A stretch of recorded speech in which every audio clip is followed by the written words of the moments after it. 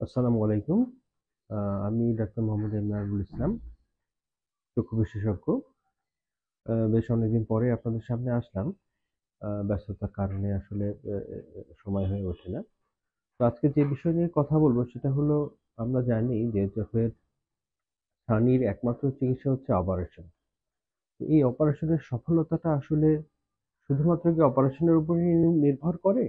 নাকি এর পরবর্তী পরিচর্যার উপরেও কিছুটা নির্ভর করে? সেটা সম্পর্কে একটু বলতে চাচ্ছি।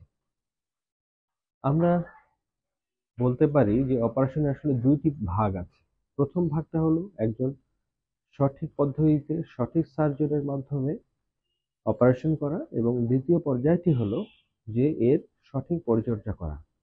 আমাদের কাছে সম্মানিত রোগীরা প্রায়ই প্রশ্ন করেন, যে প্রশ্নগুলো করে থাকেন সেগুলো সম্পর্কে আজকে বলব।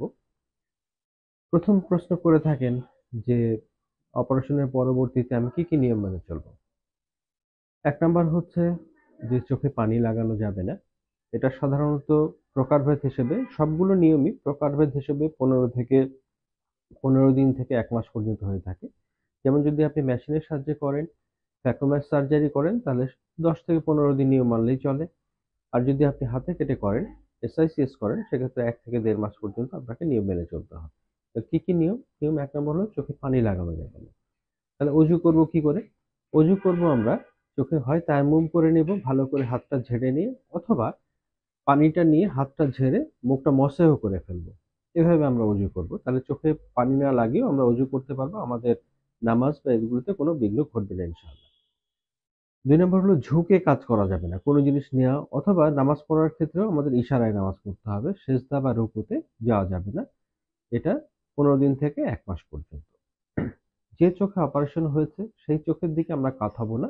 অপর দিকে কাত হয়ে থাকবো অথবা সোজা হয়ে শুয়ে থাকবো। চোখের ওষুধগুলো দিতে হবে একদম নিয়ম মতো করে।